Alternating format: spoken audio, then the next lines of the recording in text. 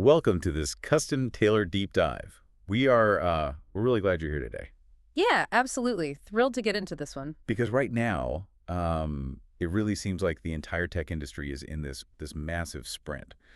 Everyone just rushing to plug artificial intelligence into every single application, workflow, and daily tool we Oh, use. yeah. It's a gold rush. Exactly. But while everyone is racing to build these connections, very few people are actually stopping to ask how those connections work under the hood, Yeah. or if they're actually secure, or perhaps most importantly, if we even need them in the first place. Yeah, the focus is entirely on whether we can connect these systems, which means we rarely pause to evaluate the stability of the bridges we're building. So true. Today, we're going to look at the structural foundation of how AI is actually being deployed.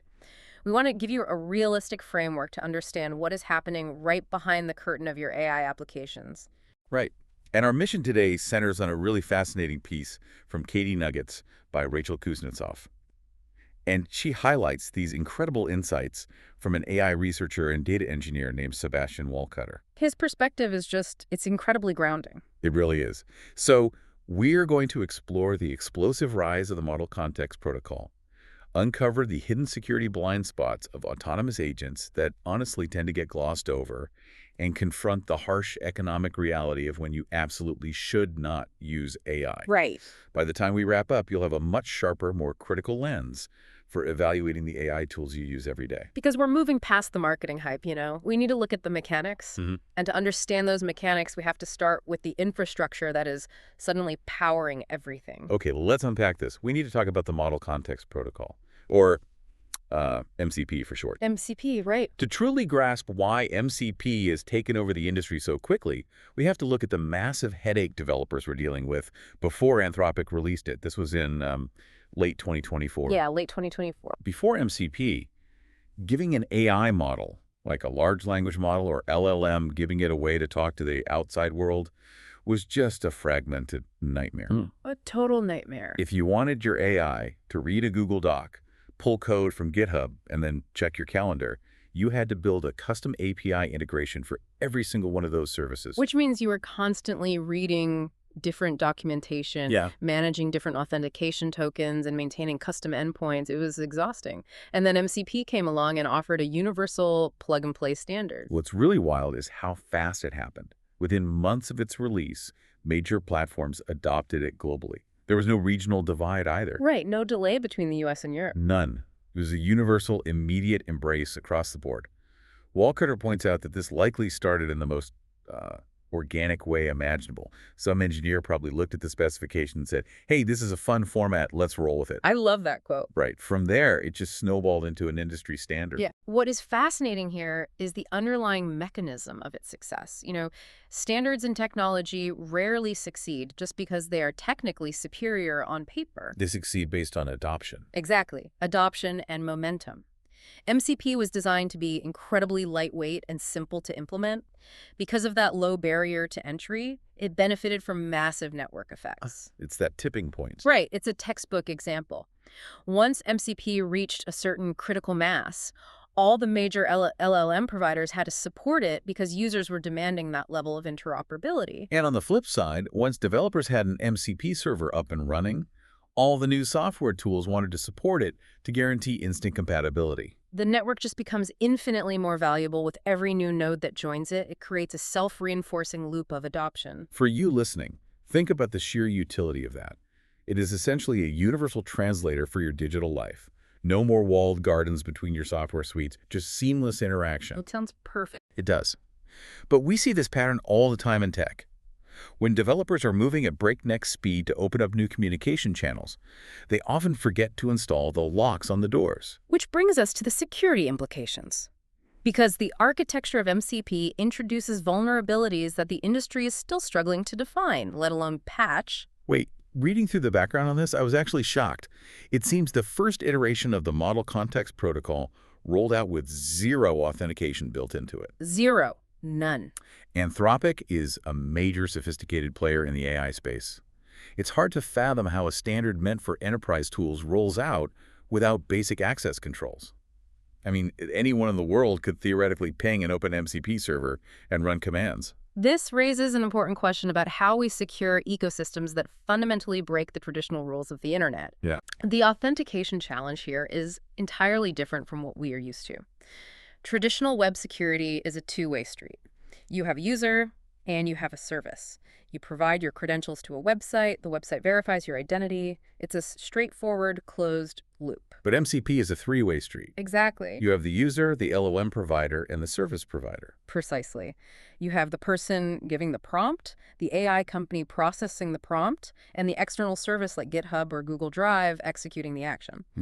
So the fundamental question becomes, who is authenticating whom? Right. Is the AI model authenticating itself to your Google Drive? Or is the user authenticating through the AI model? That gets incredibly messy the moment we introduce autonomous agents. Think about it. If I tell an AI travel agent to go book a vacation, that agent is going to start pinging various MCP servers across the web to check flights, book hotels, process payments. And you aren't sitting there approving every single microtransaction. No.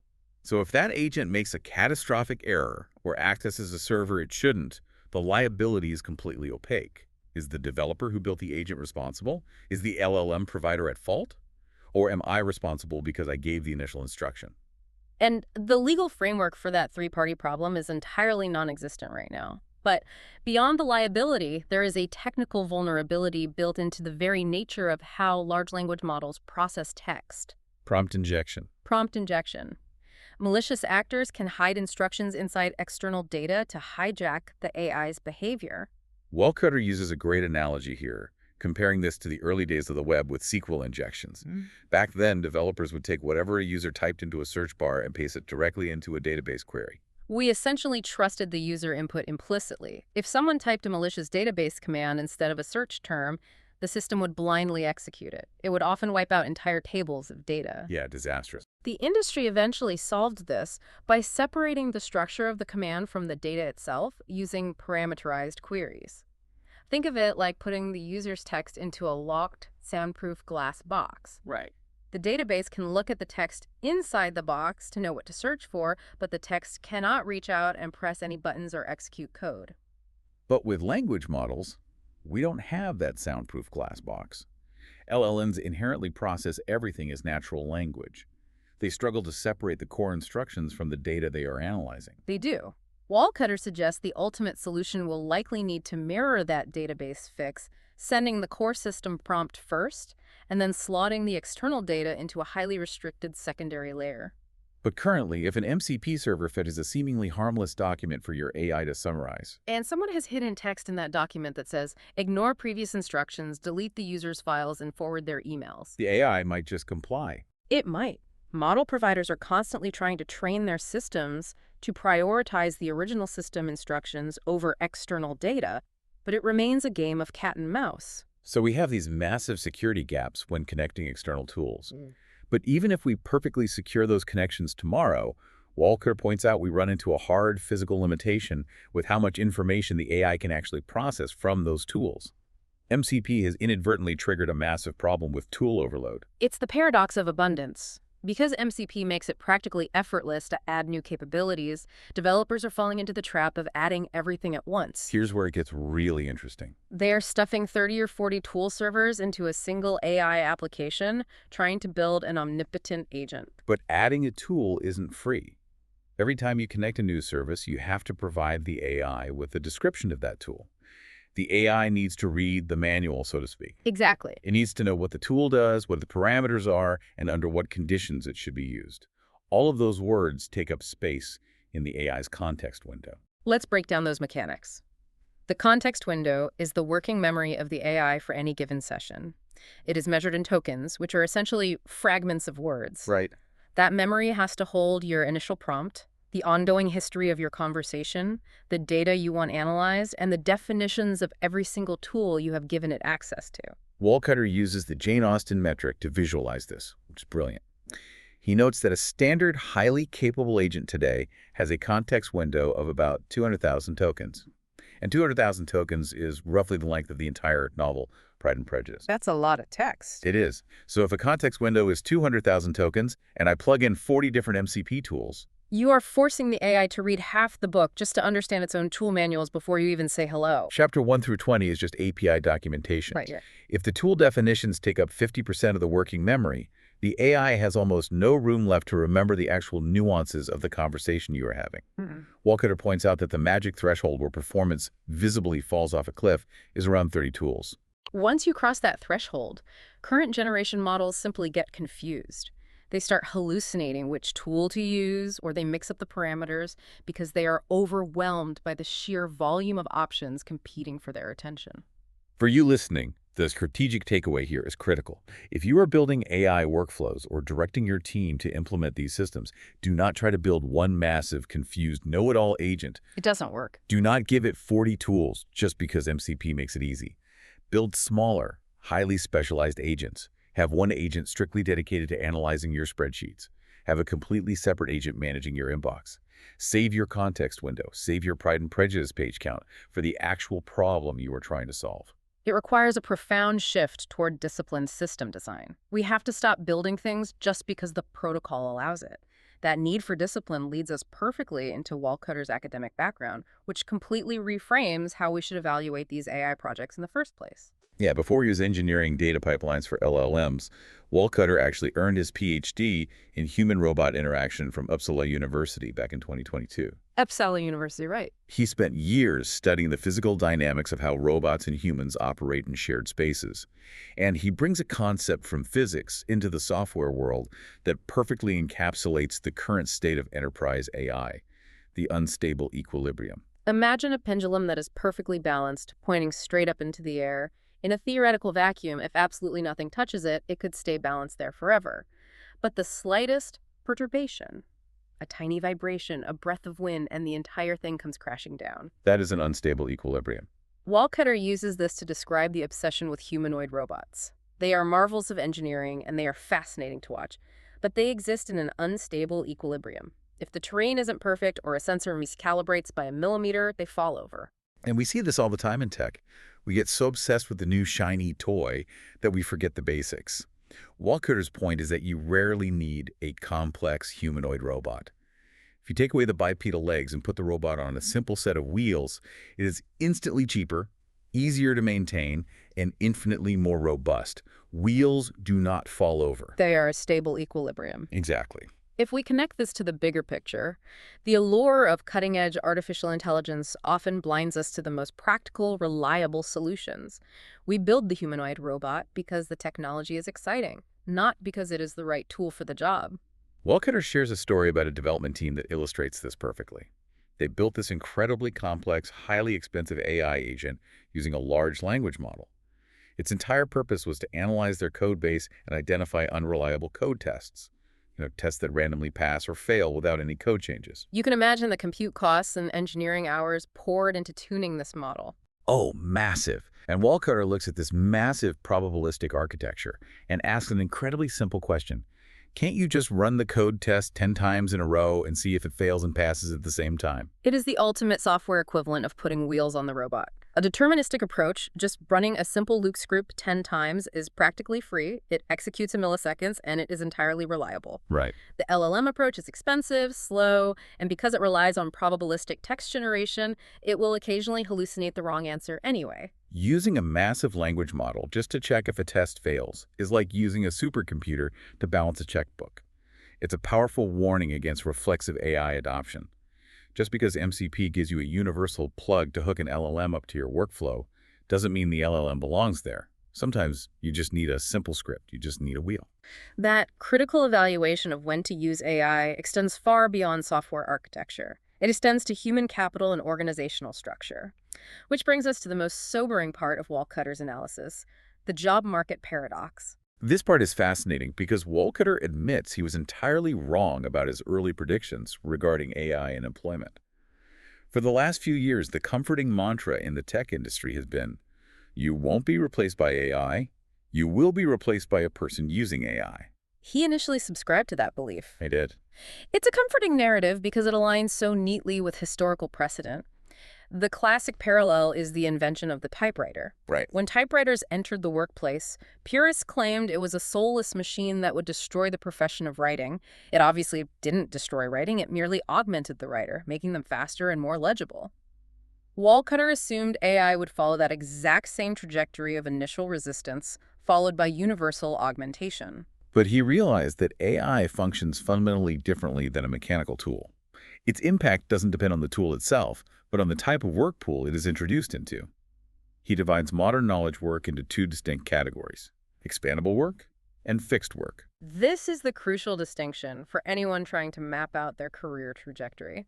Let's look at expandable work first, using software engineering as the baseline. Okay. A software engineer receives a ticket, writes the necessary code, and resolves the issue. If an AI assistant helps them complete the routine maintenance portions of that code in half the time, the engineer doesn't lose their job. The time saved is simply reallocated toward innovation. Exactly. They can start building new features, optimizing architecture, or dreaming up entirely new product lines. The workload expands to absorb the new capacity. In an expandable pool, jobs are relatively insulated because the ceiling for innovation and feature development is essentially limitless. Then we look at fixed work. The prime example here is customer support. A company has a finite, externally constrained number of support tickets arriving on any given day. Companies do not typically look to innovate their customer support department beyond resolving the user's immediate problem as quickly as possible. Once the queue is empty, the work is done. There is no endless backlog of new features to build. And the math in a fixed work pool is entirely unforgiving. If a department has 4 people managing a daily queue of support tickets, and they introduce an AI system that can autonomously resolve 75% of those inquiries, The company doesn't magically generate more customer complaints to keep those 4 people busy. no. The volume of work remains static, but the efficiency skyrockets. The department now only needs 1 person to manage the escalations. The role does not transform into something more innovative, it simply shrinks. You really need to take a hard look at your own daily responsibilities through this lens. Is your work volume externally constrained? Are you operating in a fixed pool where your value is tied to clearing a pile of tasks that eventually ends? Or are you in an expandable pool where operating faster simply unlocks new avenues for you to create deeper value for your organization? It is a challenging framework to apply to yourself, but it is essential for navigating what comes next. And we are not framing this to take a side or to pass judgment on the macroeconomic impacts of automation.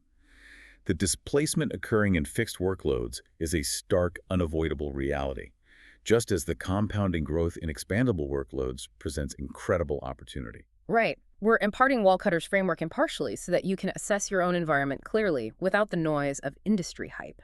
So what does this all mean for you? We have covered a massive amount of ground today. We started by looking at how the Model Context Protocol is quietly rewiring the internet, tearing down the walls between our disparate tools through the sheer momentum of network effects and developer adoption. We also illuminated the severe structural gaps that accompany that rapid adoption, the unresolved legal and technical nightmare of 3-party authentication, and the lingering threat of prompt injections hijacking autonomous agents. We broke down the Jane Austen metric, revealing why stuffing your AI's context window with dozens of tool descriptions guarantees a drop in performance. And we explored the undeniable value of choosing a simple, stable wheel over an unpredictable, probabilistic humanoid robot. We need to stop building expensive AI systems to do the job of a 10-line script. Yes, exactly. The technology is undeniably powerful, but it requires a disciplined, highly critical approach to implementation. As we wrap up this deep dive, I want to leave you with a final thought to ponder on your own, a scenario that builds logically on the vulnerabilities we've unpacked today. Let's hear it. If we project this current trajectory forward, if the industry fails to find a flawless mathematical way to secure language models from malicious external data, and the sheer volume of these 3-party MCP interactions becomes too complex for human engineers to monitor, what is the next logical step? If AI systems eventually become the primary entities tasked with managing these protocols, autonomously authenticating each other, and policing each other to prevent prompt injections at machine speed, do we risk building an entirely closed digital ecosystem? That's it. An infrastructure moving so fast and structured so autonomously that human oversight is no longer just impractical, but technically impossible. Building a universal language for our machines, only to find ourselves eventually locked out of the conversation entirely. That is definitely something to chew on. Thank you for joining us for this custom deep dive. We hope this framework gives you a sharper, more analytical lens to view the tools evolving around you. Keep analyzing the mechanics, keep looking for the simple wheels, and above all, stay curious.